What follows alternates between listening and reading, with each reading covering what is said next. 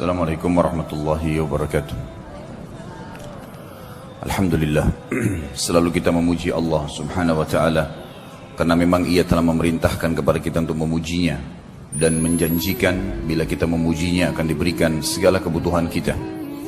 Dan juga kita panjatkan salawat dan taslim sebagaimana juga telah diperintahkan olehnya Sang Pencipta Allah, menjadikan sebagai ibadah kalau kita memberikan atau mengucapkan salawat dan taslim kepada Nabi besar Muhammad sallallahu alaihi wasallam. Melanjutkan bahasan masalah surga, dan kita masuk ke pasal 22 tentang masalah pasar ahli surga. Dan kita tahu Bapak Ibu sekalian, bahwasanya salah satu hiburan manusia di dunia adalah pasar. Karena mereka pada saat ke pasar melihat sesuatu yang menyenangkan hati mereka, membeli kebutuhan-kebutuhan, bertemu dengan orang-orang mungkin yang dia ingin temui, atau bahkan mendapatkan pengalaman-pengalaman baru, suasana baru, dan seterusnya. Banyak fasilitas-fasilitas yang di dunia yang sebenarnya Allah subhanahu wa ta'ala juga memberikannya di akhirat. Sebagaimana kita tahu di surga ada makanan, ada pakaian, ada tempat tinggal. Hanya saja kondisinya berbeda, situasinya berbeda. Seperti misal kasus pakaian yang pernah kita jelaskan dulu, berbeda sekali. Pakaian ahli surga itu akan diletakkan oleh Allah yang maha tinggi dan maha pemurah di sebuah pohon, yang pohon itu memiliki buah yang sebesar bentuk seperti delima tapi sangat besar. Kalau ahli surga ingin menggunakan baju atau mengganti baju mereka, maka secara otomatis pohon itu akan mendekat, terbuka, kemudian di dalamnya ada 70 gaun dengan 70 warna, dengan 70 model, yang dia tinggal ingin dalam hatinya jenis tertentu atau warna tertentu, maka tiba-tiba terkenakan di badannya tanpa lagi harus dia buka, dia pasang, nggak ada lagi seperti itu. Jadi ada pakaian sebagaimana kata dunia, tapi berbeda sisi kualitas, ya, terus metode caranya, situasinya berbeda semuanya.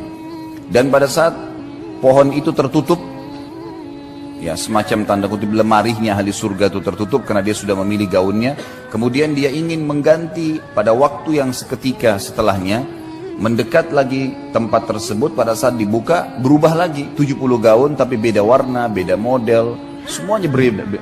Jadi setiap saat, dan itu khalidina fiha, kekal di dalamnya, nggak ada lagi batas waktu. Bahkan dalam hadis dikatakan Nabi SAW bersabda, pakaian mereka tidak akan usang.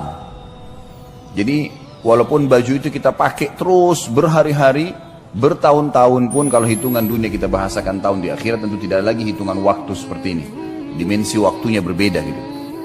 Maka secara otomatis, ya, tidak akan usang. Apalagi kalau diganti. Dan setiap saat makanan ahli surga sudah kita jelaskan panjang lebar. Buah, ada nama-nama seperti buah delima, buah kurma, buah anggur, di dunia ada. Tapi ini cuma sama dari sisi nama, bentuk, rasa, berbeda semuanya. Kurmahnya besarnya seperti tempayan, sebesar apapun. Mungkin sekarang kalau kita lihat kurma paling besar mungkin ambar, itu seperti jari telunjuk seseorang di antara kita gitu kan. Ya mungkin digabungin 2 jari telunjuk itu maksimal. Nggak ada kurma yang lebih besar daripada itu. Tapi di akhirat satu buah kurma seperti tempayan, yang dia makan bukan karena lapar, tapi dia sedang menikmatinya. Dia akan berhenti kalau dia ingin pindah ke kegiatan lain atau ke makanan lain. Nggak ada kenyang, nggak ada lapar. Sudah kita jelaskan masalah itu. Buah-buah anggur yang sangat besar dan tidak pernah habis.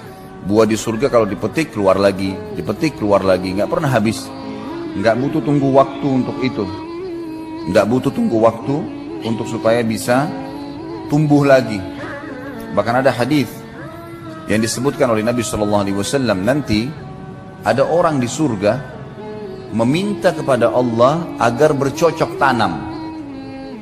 Dia mau cocok tanam. Kata Nabi SAW, Allah berfirman padanya, bukankah semua fasilitas sudah ada padamu? Semua pohon-pohon, semua jenis buah-buahan ada, bahkan di surga ada yang tidak mungkin ada di dunia. jenis buah-buahan yang tidak bisa dibayangkan, karena semua di surga tidak pernah mata lihat, tidak pernah telinga dengar, tidak pernah terlintas dalam hati manusia, sebagaimana dalam hadis disebutkan. Lalu kemudian Nabi SAW mengatakan kepada kita semuanya, orang ini berkata kepada Allah, ya Allah, tapi saya ingin, jiwa saya ingin sekali punya pohon-pohonan. Maka Allah Subhanahu wa Ta'ala memberikan kepadanya sebuah biji, yang biji itu ditanam oleh dia di tanah surga, kemudian tiba-tiba tumbuh menjadi pohon yang besar, tiba-tiba berbuah pada waktu itu juga. Sampai Nabi SAW sempat tersenyum pada saat itu, karena luar biasanya fasilitas di surga. Tidak butuh tunggu waktu, ditanamkan bibit tersebut, kemudian tiba-tiba jadi pohon besar, tiba-tiba berbuah dan tiba-tiba dinikmatin sama dia. Ada seorang Arab Badui hadir di majelis Nabi SAW berkata, ya Rasulullah, pasti itu orang Ansar. Itu orang yang minta sama Allah, itu orang Ansar. Orang Ansar penduduk Madinah, karena mereka rata-rata petani kan. Akhirnya membuat semua sahabat tertawa pada saat itu. Tapi ini contoh saja bagaimana di surga itu fasilitasnya sangat luar biasa. Batang-batang pohon yang sudah kita bahas pertemuan yang lalu, semuanya batang pohon kita di dunia umumnya memiliki kulit yang keras, atau mungkin pun kulitnya lembut seperti pisang misalnya, tetapi juga basah dan segala macam hal yang mungkin memiliki banyak hal yang membuat manusia tidak ingin memegangnya, ada getah dan seterusnya. Tapi kalau di surga batang pohonnya emas, sulit dibayangkan, batang pohonnya emas tapi bisa berbuah, kuasa Allah Subhanahu wa Ta'ala, tidak ada yang mustahil, gitu kan? Dan kita tidak perlu heran hal-hal yang seperti ini teman-teman sekalian, karena Allah Maha Kuasa dan kita memang ini dasarnya manusia, anak Adam penghuni surga. Kita di tempat kita memang di sana. Ya, ayah kita Adam alaihissalam diturunkan dengan istrinya Hawa ke muka bumi, kemudian akan kembali ke sana. Cuma sedikit cobaan di sini sekarang, ini loh perintahku kata Allah, untuk kembali ke tempat kalian, bahkan bisa meninggikan derajat-derajat kalian, lakukanlah ini, itu dan seterusnya. Ya, ketaatan-ketaatan dan tinggalkan kemaksiatan. Tapi orang yang bangkang tidak akan ke sana loh ya, tidak akan kembali ke tempatnya, dia akan kembali ke neraka, tempat siksaan yang sudah disiapkan sebagaimana sudah panjang lebar kita jelaskan. Semua fasilitas di surga, fasilitas yang tidak bisa dibayangkan, susah sekali ya, dengan dibayangkan. Tetapi kita imani, karena keimanan akan memudahkan kita untuk meyakininya. Ya. Contoh misalnya air yang kita bahas, bagaimana bisa ada air jalan di depan mata seseorang ahli surga di istananya tanpa tersentuh tanah, dan dia bisa mengambilnya tanpa tertumpah di lantainya. Itu semua sudah kita jelaskan panjang lebar. Semua ini saya review kembali dan masih banyak yang kita tidak reviewkan tentunya, untuk menekankan sebuah poin.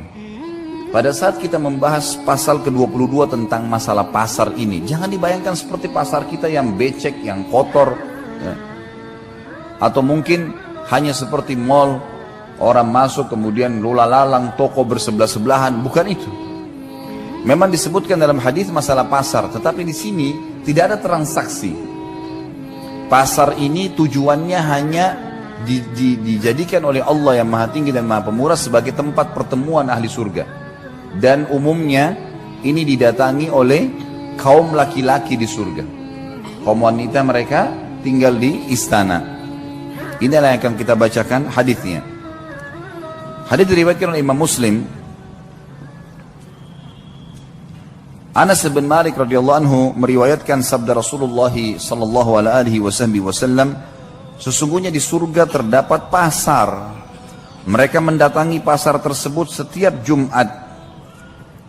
Lalu berhembuslah kepada mereka angin dari arah utara, dan hembusan angin tersebut mengenai wajah dan pakaian mereka sehingga mereka bertambah indah dan tampan. Ini jelas yang dimaksud adalah kaum laki-laki. Mereka bertemu, mereka keluar, mereka bertemu di situ. Kata sebagian ulama hadis maksudnya mereka saling kenalan ya, satu sama yang lain. Karena ada kaum-kaum sebelum kita yang beriman, kaumnya Nabi Nuh, kaumnya Nabi Shu'aib, kaumnya Nabi Saleh. Kita sama-sama di surga, maka kita berkenalan sama mereka, dan itu setiap Jumat. Tentu di surga sudah tidak lagi sholat Jumat gitu ya. Tapi mereka bertemu. Satu-satunya ibadah yang tertinggal yang kita lakukan di dunia dan akan ada di surga adalah zikrullah, karena kita selalu berzikir, bersyukur kepada Allah SWT pada saat itu. Kemudian mereka pulang menemui istri-istri mereka dalam keadaan semakin tampan dan mempesona, Berarti jelas ini kaum laki-laki ya. Karena para istri mereka menunggu di rumah atau di istananya. Melihat itu, istri-istri mereka berkata, demi Allah, engkau semakin bertambah indah dan mempesona setelah meninggalkan kami. Tadi baru keluar, menuju ke pasar, kemudian sekarang balik, tambah tampan, berubah. Ya. Ini bukan karena pergi salon suaminya, ya. Kemudian baru cukur